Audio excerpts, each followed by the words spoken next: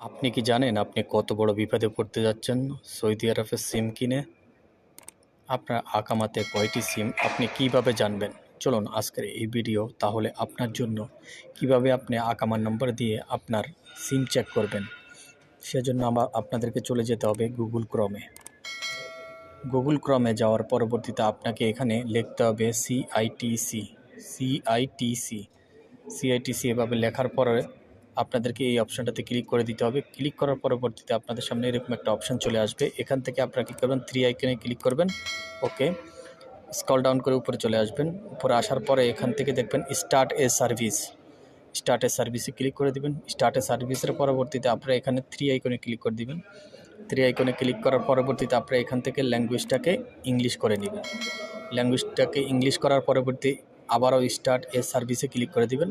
Start এ সার্ভিসে click করার পরবর্তীতে স্ক্রল ডাউন করে উপরে চলে আসবেন। উপরে চলে আসার পরে এখানে দুটা অপশন দেখতেছেন।